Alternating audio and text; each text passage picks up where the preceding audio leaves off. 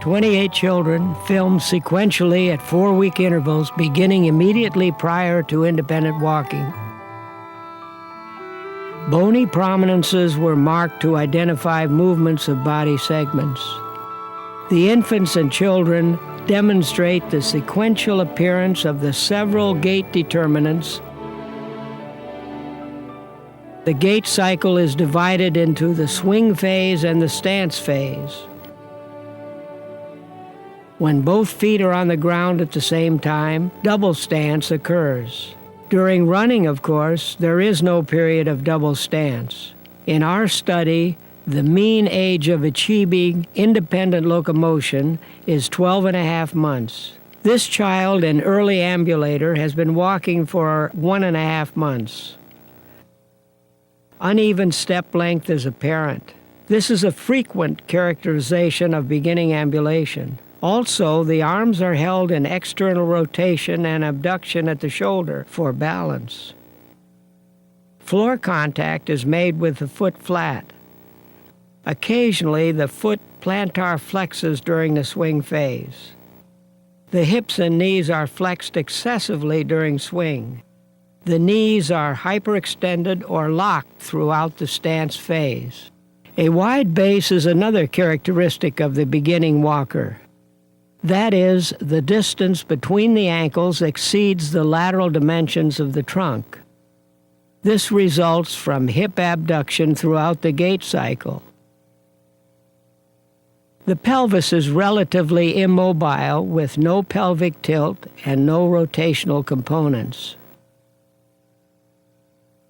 The major gait characteristics as described by Inman and others include pelvic tilt, internal rotation of the lower limbs during swing, knee flexion at mid-stance, heel strike, mature foot and knee mechanisms, a relatively narrow base, and synchronous upper limb movements. When pelvic tilt occurs, the pelvis tilts downward from the horizontal plane on the side opposite the weight-bearing limb. This tilting occurs while the body is passing over the supporting limb and allows the center of gravity to be lowered. Pelvic tilt is shown by movements of plastic dots over the posterior superior iliac spines. This tilt appeared regularly after 2.5 to 3 weeks of independent walking. This child shows pelvic tilt.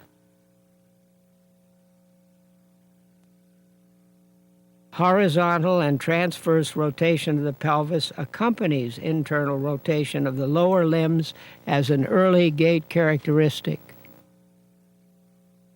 Initially, all of the children had abduction or external rotation of the hip throughout the swing phase. Pronation of the foot was a consequence of the persistent external rotation of the leg during stance. In contrast, this child demonstrates consistent internal rotation of the lower limbs occurring towards the end of swing phase. As the gait matures, internal rotation of the leg towards the end of swing phase contributed both to the narrowing of the base and to a change in the weight distribution of the foot. We considered the presence of knee flexion at mid-stance, along with heel strike, a consistent indication of mature ambulation. This generally is present after age 1.5 and almost always present by 2 years. Its absence may be the most striking gait abnormality in neuromuscular diseases in childhood.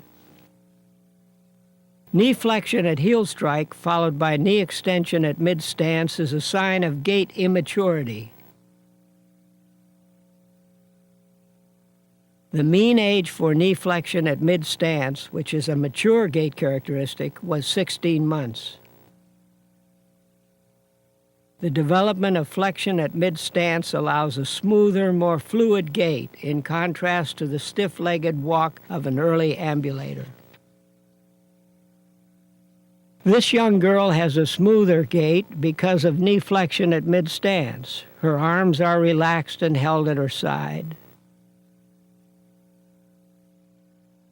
Development of heel strike at the beginning of stance is a very gradual process. In all of the children studied, initial floor contact was made with the foot flat. Often, the plantar flexion of the foot occurred towards the end of swing, although only a few children made contact with the ball of the foot first during this immature walking pattern. Later, the toes were seen to extend prior to foot contact with an occasional heel strike. Finally, foot dorsiflexion was seen near the end of swing phase. However, early in walking, this dorsiflexion was not accompanied by heel strike. On the average, heel strike occurred at 18 months of age. Surprisingly, this girl who has been walking independently the same length of time has a well-developed heel strike.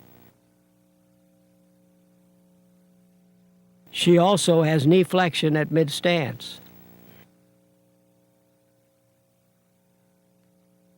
As described by Sanders, Inman, and Eberhardt, the foot and knee mechanisms with the double knee lock consists of knee extension just prior to or at heel strike, knee flexion at mid-stance, and then knee extension again at heel off. In our study, a mature foot and knee mechanism with a double knee lock did not always appear simultaneously with heel strike, even with knee flexion at mid-stance. However, its presence was dependent upon these two gait characteristics. A mature foot and knee mechanisms developed at an average age of 19 months. This youngster has achieved double knee lock when he walks at regular cadence.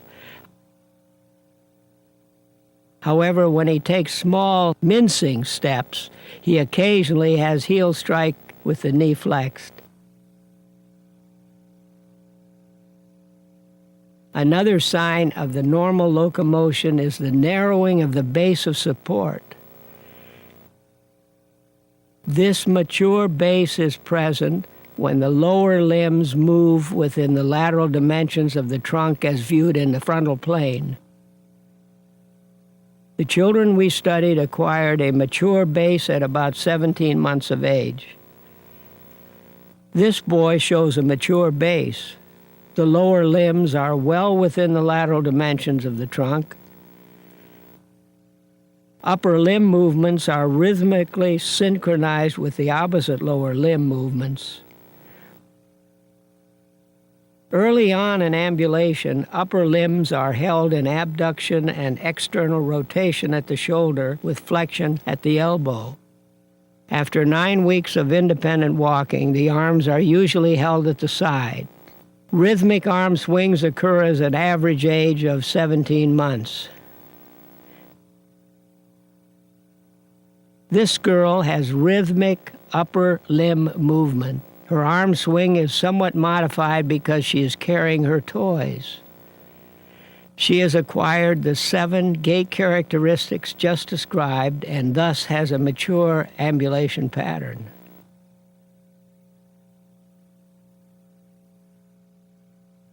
Now let's watch a young man from the onset of ambulation through the achievement of independent walking. During this time, he achieves gait maturity. 1 month prior to ambulation, he ambulates with both hands held. He supports his body weight and shows good reciprocation of the lower limbs.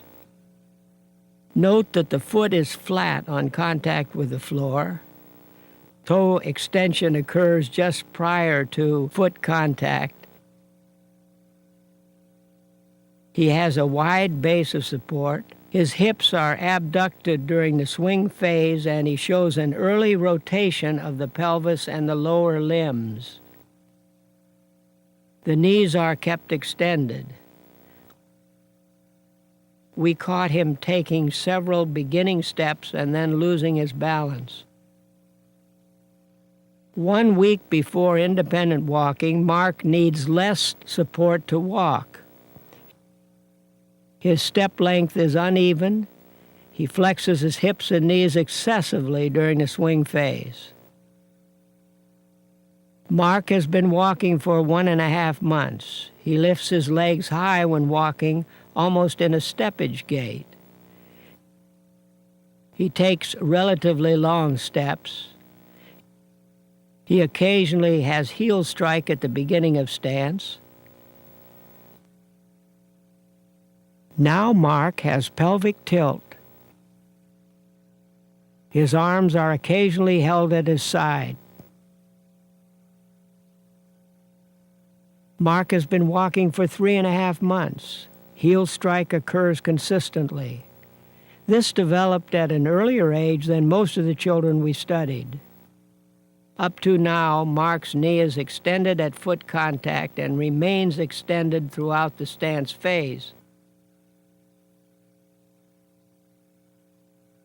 To assist balance, he keeps his trunk hyperextended. His base is narrowed. His arms are usually at his side unless Mark is carrying a toy or reaching. After 6 months of independent ambulation, Mark still exhibits knee extension throughout the stance phase.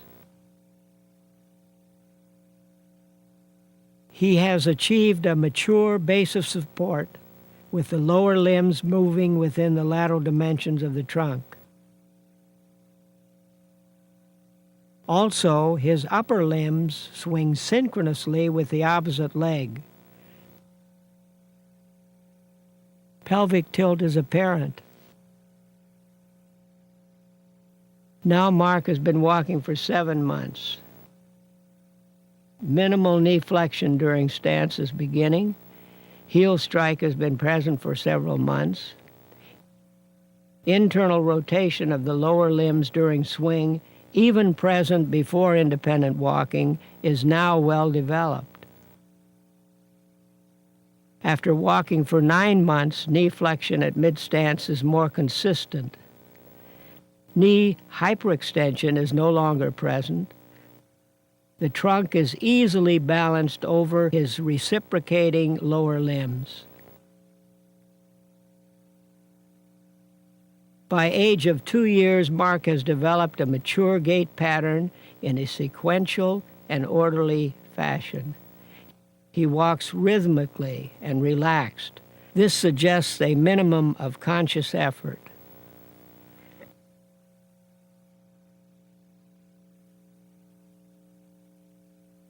By 2.5 years, Mark's confidence in his walking has improved. We can see all of the gait characteristics of the mature gait are present, including the synchronous arm swings. From an anterior view, we can observe rotation of the pelvis and of the lower limbs. Posterior pelvic tilt is demonstrated, and also the mature base.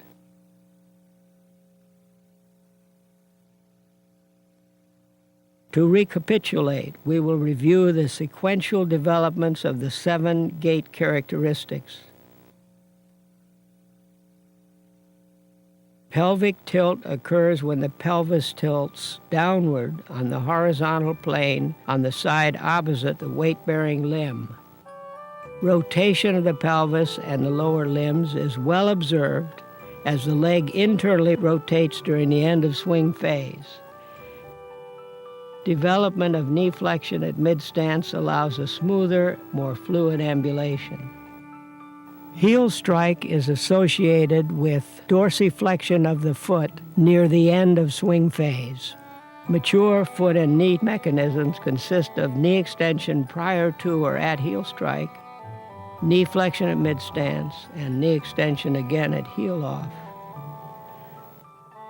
The mature base is present when the lower limbs move within the lateral dimensions of the trunk.